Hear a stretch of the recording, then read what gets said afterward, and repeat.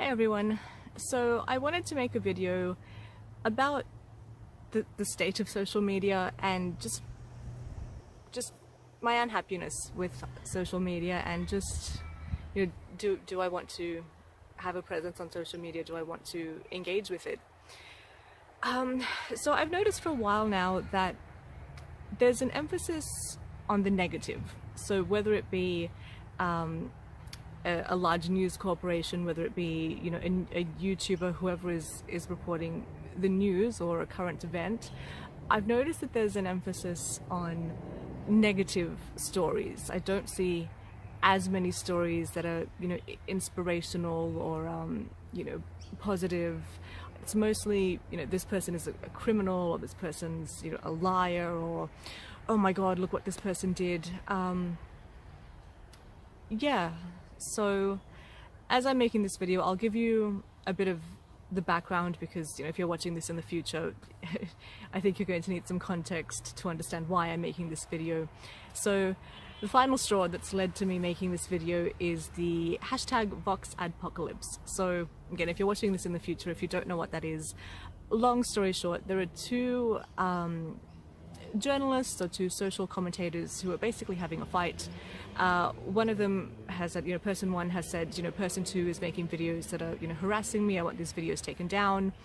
YouTube has investigated and said, he's not harassing you, he's just debating. So you've made points in your video. This person is refuting or making a counter argument. He's not harassing you. And person one basically said, I'm not happy with that. I am going to get these videos removed. I am going to create a disincentive for this person to create similar videos. If I can't have these videos removed, I want to take away this person's ad revenue. And the way that this person is going about it is they're basically trying to mess with how advertisement is placed across all of YouTube, which means that you've got a problem with one person and you're trying to take away that person's ad revenue, and you've basically gone after a fly with a shotgun. So yeah, okay, maybe you'll get that fly, but you're also going to blast a massive hole in the wall. So I recently had to watch a few videos on the hashtag Vox Adpocalypse to understand what was going on. So it's large corporations messing with small YouTubers' income. It's people trying to be manipulative, all kinds of negative things. And this week alone, just off the top of my head, there's a story about a beauty influencer who supposedly tries to use his fame and fortune to have people sleep with him, he tries to coerce people into these situations. There's also a story about a recording artist claiming that a larger recording artist sexually assaulted her many years ago. And this is just off the top of my head what's going on this week. I haven't researched what other dramas are going on. I'm sure there's many more if I cared to research it. And that's just this week. That's not going back 2 weeks or 3 weeks. If I did that, there would be even more drama. And this is predominantly on YouTube, and so I thought maybe it's me. Maybe I've just clicked on one too many drama channels, and maybe YouTube has gone, okay, that's what you like, that's what we're going to show you. So maybe it's me. I have YouTube sometimes just in the background on autoplay, so if you watch one video, similar videos then get queued up. So I thought maybe it's me, maybe there is lots of positive content on YouTube and I'm just not aware of it. That is a possibility, but I don't think so, because when you look at other platforms, I really do see this trend towards negativity, drama, arguments, divisiveness. So with Twitter, for instance, I got Twitter about a year ago for work. So I work in the video game industry, and I mainly just post things relevant to my company and relevant to our industry. But of course, like any industry, we've had our fair share of drama as well. And I follow people in the industry, and they don't always 100% post about video games. So yeah, sometimes I will see political things or social things. Sometimes there might be a trending hashtag and I'll click on that. And so yeah, I have ended up reading some non-video game threads, and I find especially in political discussions, you don't have to look very far to find people being verbally abusive. truthfully, on the few political threads that I've clicked on or engaged in a couple of times, it doesn't take much to find people swearing at each other, people calling each other all kinds of things.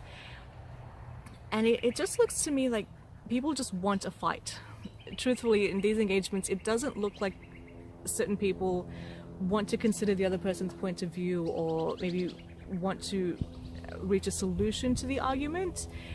I really get the feeling that some people are just angry and they just want a fight, any opponent, any excuse. They just want a fight. And so they have this like, either you're with me or you're against me mentality. And if you're against me, you're absolutely the worst person on earth, and I'm gonna swear at you and threaten you and call you all these names. And I consider myself to be like a middle of the road person, so I'm not very political, I'm not a social activist. Both on and offline, I try to remain composed, and I remember you can criticize the idea but don't criticize the person.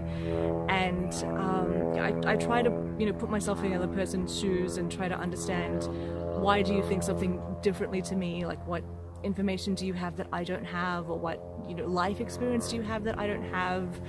How is it that we've got this different opinion? And can we reach some kind of middle ground where we're both happy with the solution? So there have been a couple of political threads recently where I basically made that point. I basically said, you know what, you don't have to agree with this person, but you don't have to swear at them. Like, let's just keep a civilized tone, just treat people how you'd like to be treated.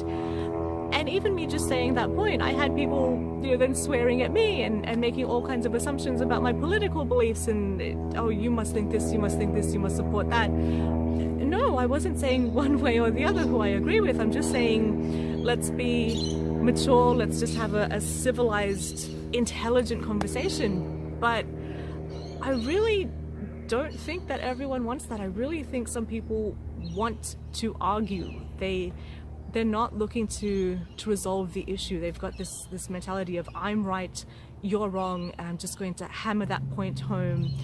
And if you have a different opinion, you're all these awful things. Like, they're not looking to resolve the issue. They're not looking for a positive outcome. I think some people, they want the fight. They want that aggressiveness. They want that consternation.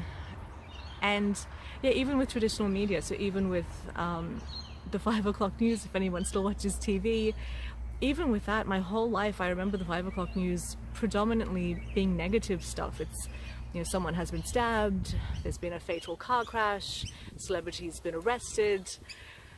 So yeah, I don't think it's just me. I don't think it's the things that I'm clicking on YouTube. Yeah, I just think predominantly we like drama, we like negativity, we like hostility. And I don't know if it's always been like that. I don't know if that's just inherent in human nature. I don't know if it's something relatively new. I don't know if people used to be, kinder and used to have more patience. I don't know what it is, but yeah, I've definitely noticed that we do have a tendency towards the negative. And so I don't want that. Like, I'm not an aggressive person. I don't live for drama. I don't want every video that I watch to be shock, horror, scandal, and I don't like how it makes me feel. Like, when you're reading, to go back to the Adpocalypse, I don't want to read that people are trying to take away other people's livelihoods. I don't want to read there's like a David and Goliath unfair battle going on. Like, it doesn't make me feel good. These are unhappy stories. I don't want unhappiness constantly every day throughout my life. So yeah, I could disengage from social media. So for instance, I don't have Facebook. I haven't had Facebook for about 8 years now. I was like the last person in my group to get it and the first person to get rid of it. And so I got rid of it for privacy concerns. I was like, I'm giving Facebook all my data. Facebook knows all these things about me, but what do I know about Facebook? And at first people thought I was being paranoid, and then the Cambridge Analytica scandal came out, and I was like, I told you, this is what I was worried about. But I'm going off topic. So basically, I got rid of Facebook about 8 years ago, and I don't need it. I don't miss it. It was very easy to get rid of it because you don't need social media in the same way that you need shelter or you need food. You know, my friends are people who I know in my real life. My friends are people who have my numbers, and yeah, we meet in real life. You know, we text each other. We share activities together. That's how I really engage with my friends. I don't have to like their posts or comment on their posts. That's not really what maintains my friendships. That was like a surplus activity that I did, but yeah, I don't miss Facebook.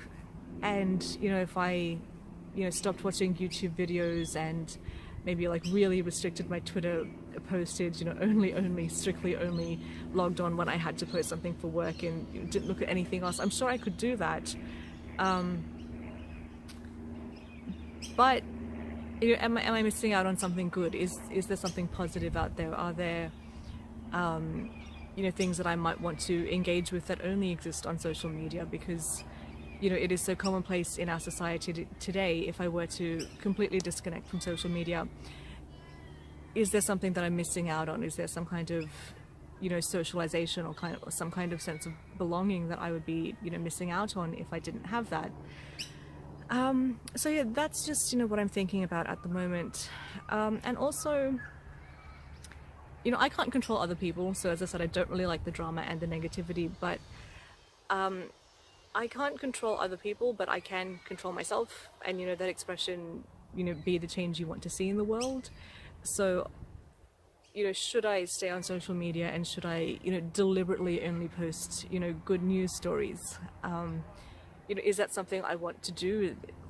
Would I want to spend my time like that? And how much time would I dedicate to it? Because if you spend too much time on it, it's like a job. And it's how you're going to pay your bills. Like if I spend too much time on it and it becomes like a job, you would want income from it. But if Adpocalypse 2.0 or whatever we're up to, if that happens, how would you make money from it? And would anyone even want that content? So if everyone really prefers negative content, if I'm right about that, would anyone even really care? And yeah, do I want to invest my time into something and get no reward from it? So yeah, that's just what's on my mind today. Yeah, so let me know if you agree, if I'm not alone, if you also think that there's a prevalence of negativity. Yeah, let me know in the comment section.